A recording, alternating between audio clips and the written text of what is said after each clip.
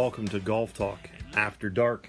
My name's Jason. I'll be your host for the next 25 or 30 minutes talking the biggest topics in golf this week, including, well, not including, but featuring the PGA Championship. We'll also get into some other headlines as we see fit and as time permits. As always, our sponsor is our great partner, the Arsenal Cider House in Pittsburgh. They have 3 great locations. The first of which was in Lawrenceville. Check them out. They've also got one in the North Hills up at Sorghum Farms and in Trax Farms in the South Hills, the Peters Township location. That is my personal favorite because it's close to my house and I do a lot of hanging out there. They have great brews at each location. Ciders and wine mixes. They also have the sorbet machine, and I can't emphasize enough how great that damn thing is.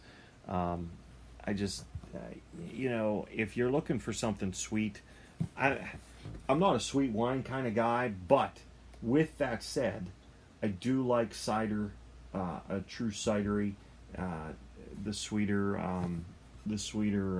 ciders that they offer.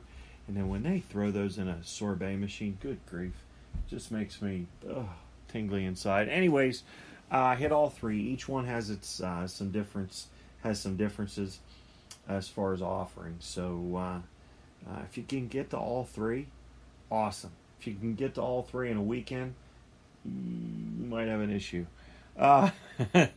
Moving on. Let's get into the PGA Championship because there's a lot of great storylines this week. The golf course being one of them.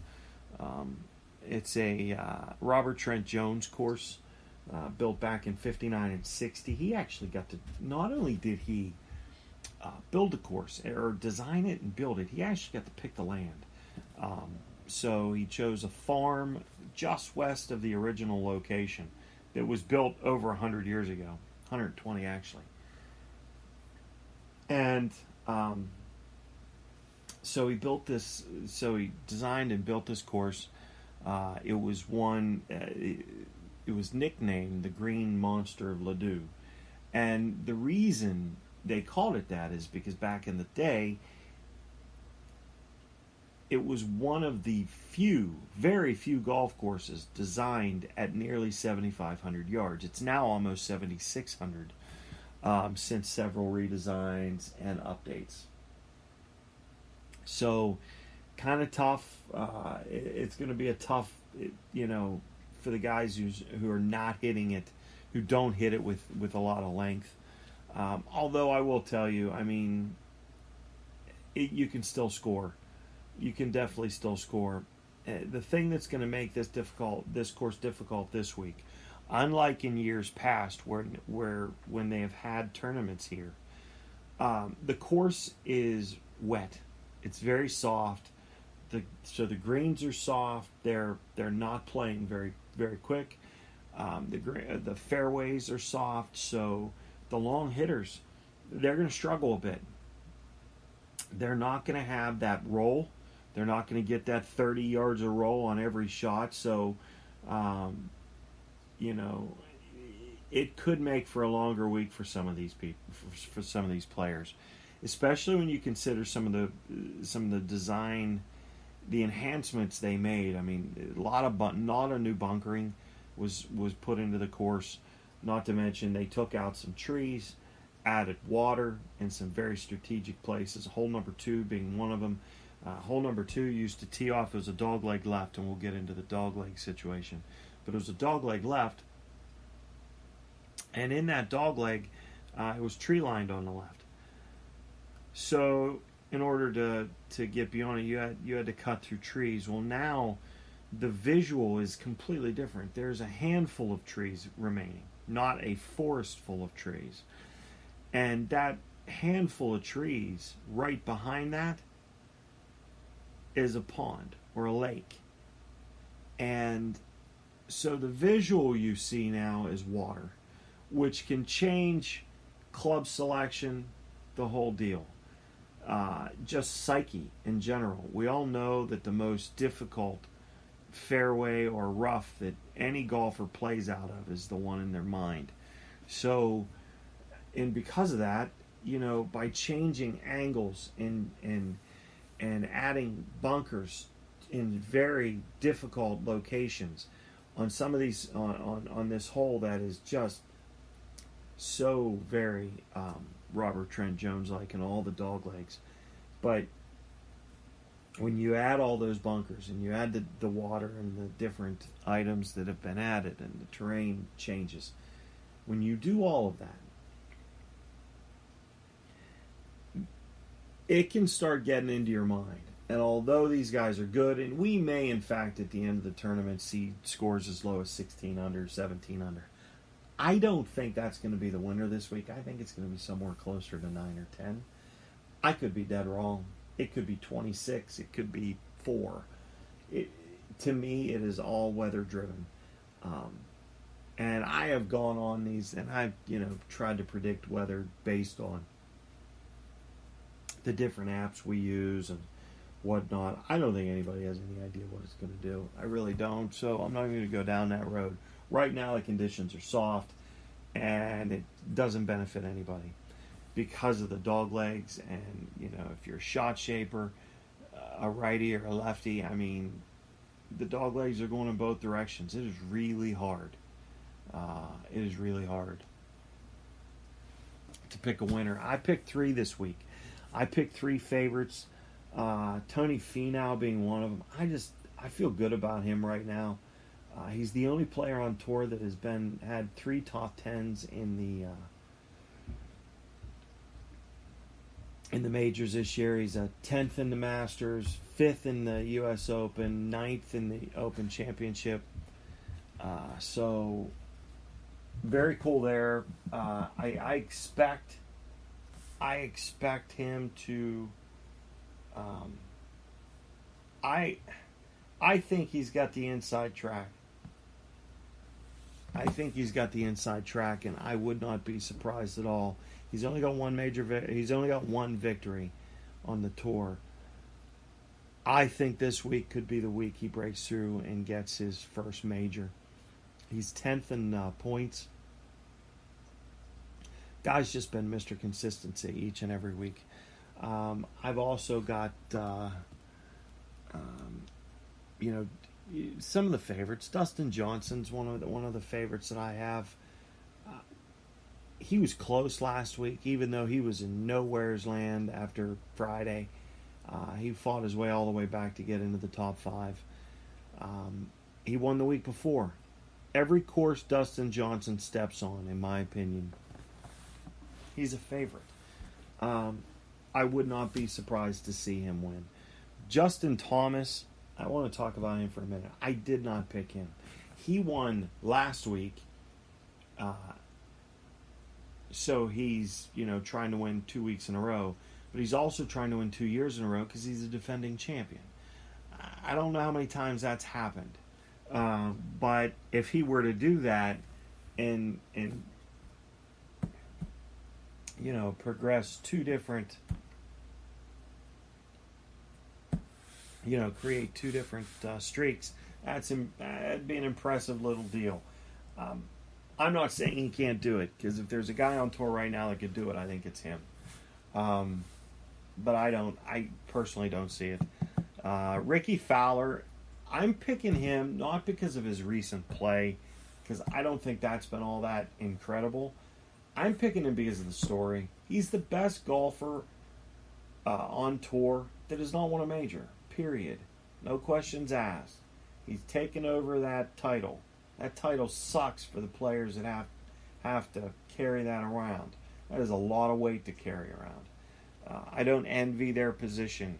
I don't envy his position, having to deal with that title.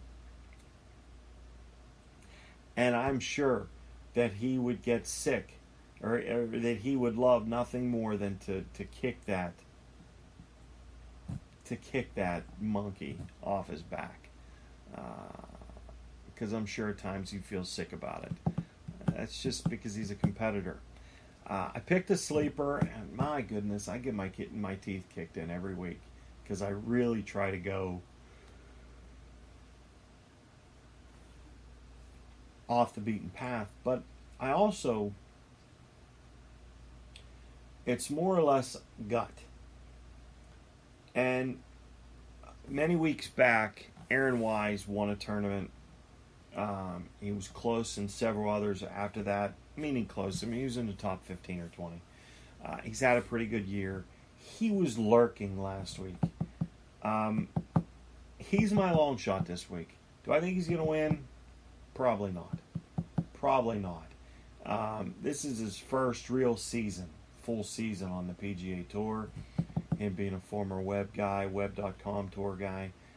He's got a really good game, and he's young. He's 21, so he's not quite as old as some of these other guys that are making headlines right now. But he's a guy that I look at, a very Justin Thomas-like player. He's very steady. He's got a good putter. But he's long. He hits every shot. He's just somebody that I like. I really, I think he's got a shot this week. It's out, kind of out of bounds or, off the beaten path. But that's who I think. Zach Weiss, I can't emphasize enough, first off, what a great writer he is. But because he's got a couple of really nice articles, and he did such a great job last week covering a Bridgestone on the grounds. But he picked 3. Brooks Koepka. I want to talk about him in a minute. John Rahm and Tony Finau. And his sleeper was Olesen, Thorborn Olesen. The fact is, all 4, any 4 of those, any 3 of those, top 3 guys that he just mentioned can win this week. Brooks Koepka is an extremely good player. He's, won back-to-back major championships as far as U.S. Opens, won last year, won this year. John Rahm has yet to get a major win. He's a really good European Tour player. He's a young guy, can hit the ball country mile. I wouldn't be surprised at all to see him win this week, although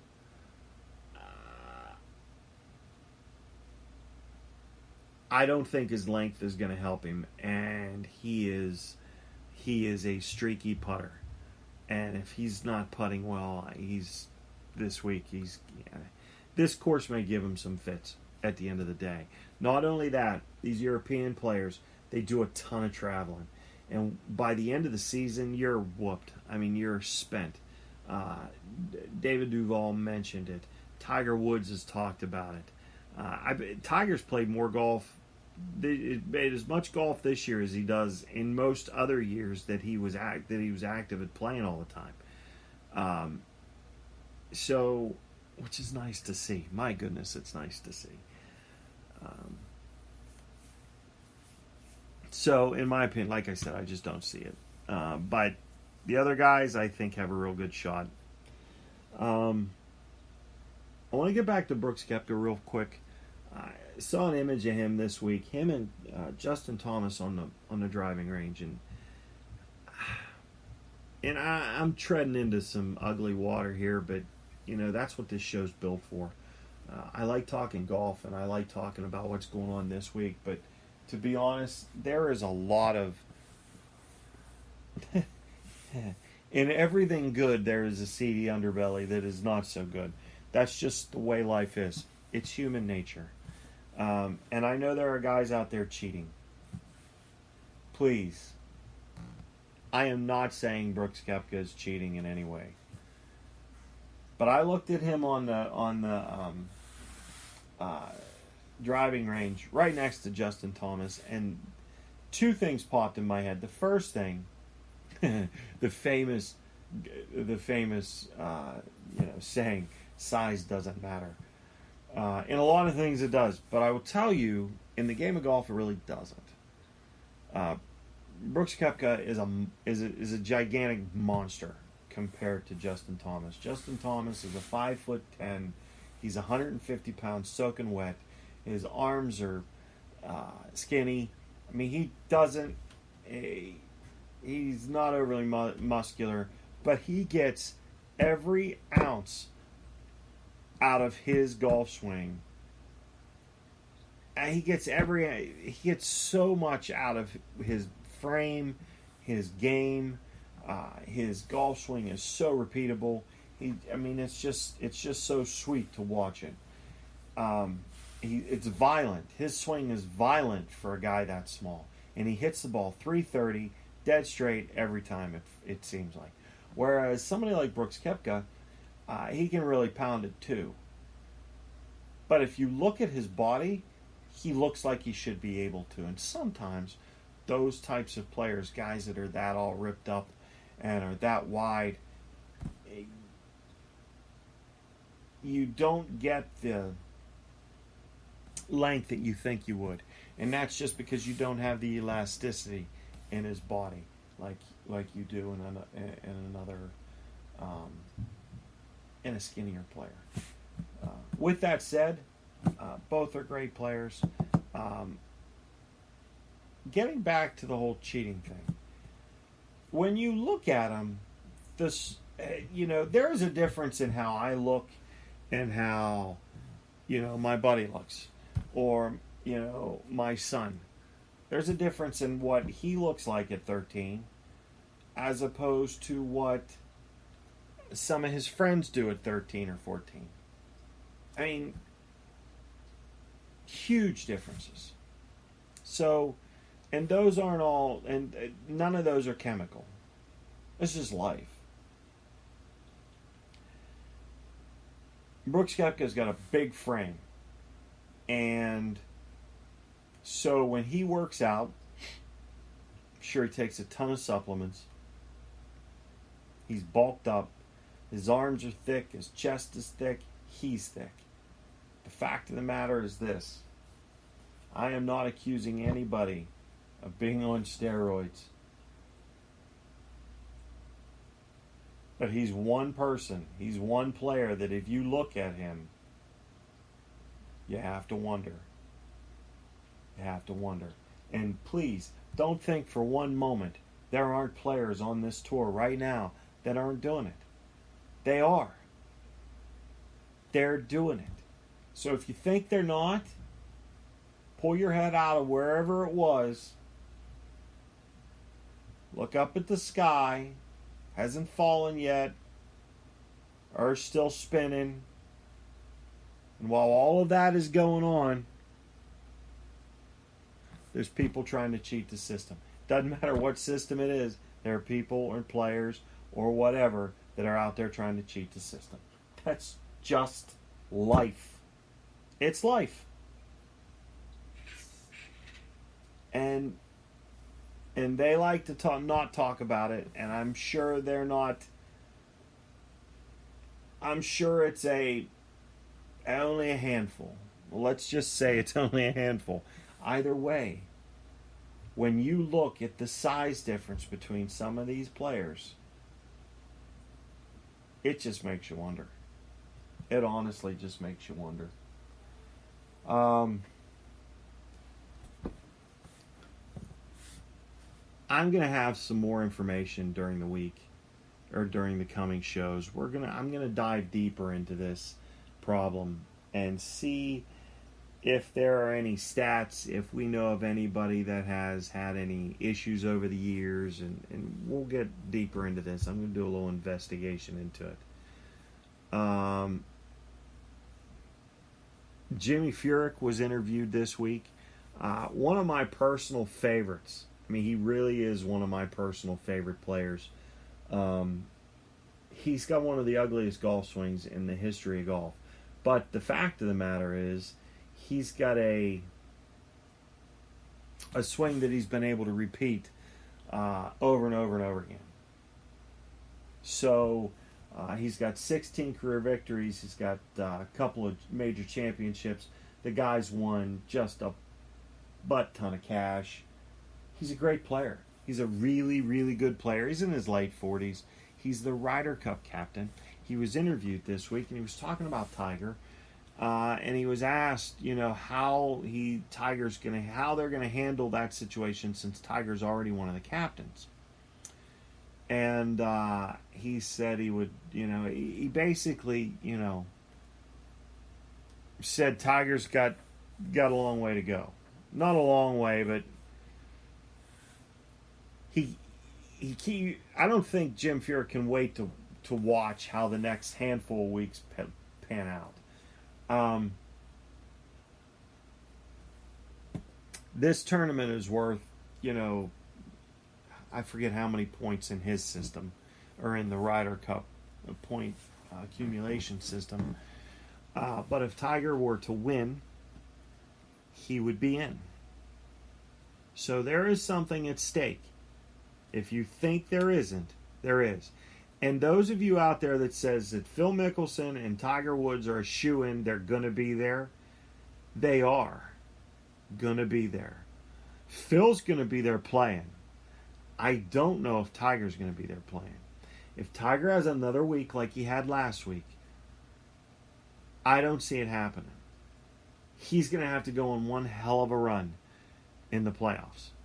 One hell of a run. Tiger was quoted, he was interviewed this week, and, he's fatigued. Think about everything that he's endured over time. The guy's fatigued. He's tired. So, my last show was all about Tiger. I can tell you, I like him now more than I ever have. He's not going to win this week. He's not even going to come close. A few other players that are incredible golfers in the top 15 or 20 players in all of golf that aren't going to win this week. Rory McIlroy, his game isn't where it needs to be. Jordan Spieth, he is nowhere close to where he needs to be. And his putter is in his head. It's not in his golf bag. It's not in the garage at home. It's not at the club where he practices on Mondays or Sunday nights or whatever. It's in its head. It's in his head.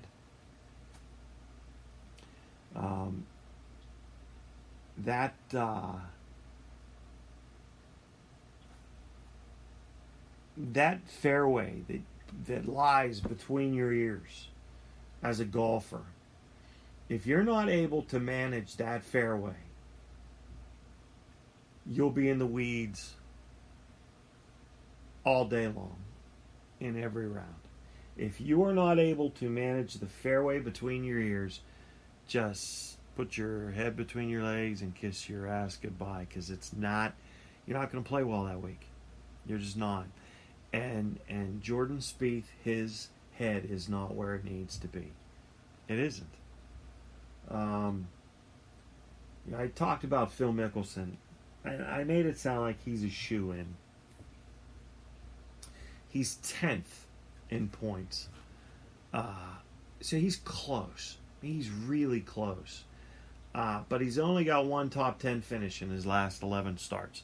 So as much as I think he's a shoo-in, he's got to play well this week. And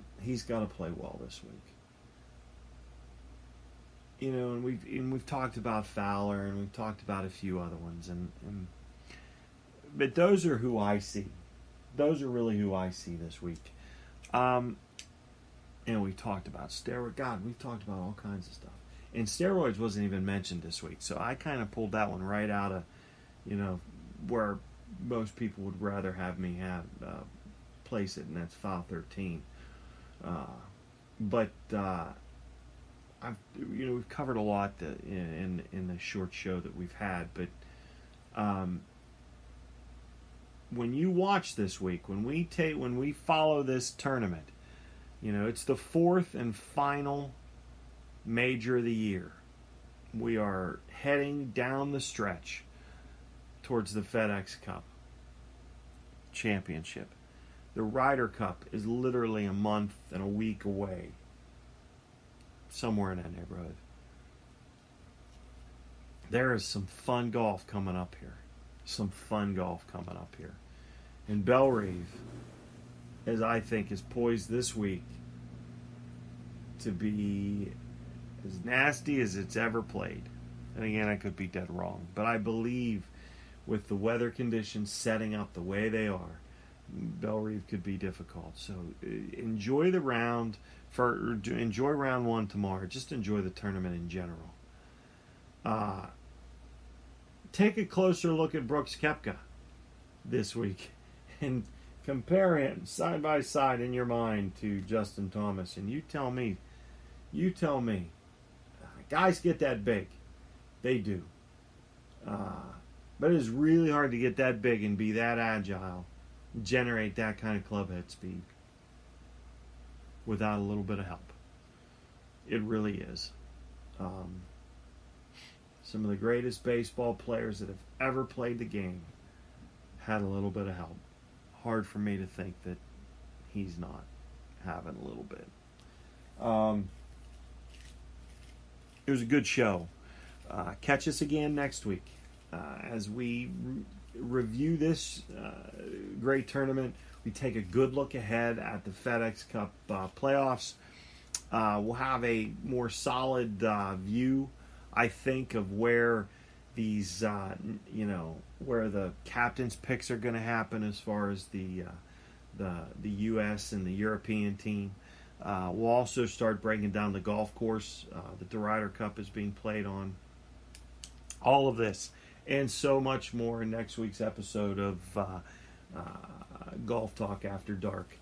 Once again, my name is Jason. I appreciate you guys dialing in this week, and I want to once again thank Arsenal Cider House. There are 3 great locations. Check them out at arsenalciderhouse.com. I am out. Enjoy your evening, Pittsburgh, and the world of golf. Communicate across the sky until you hear the message sent.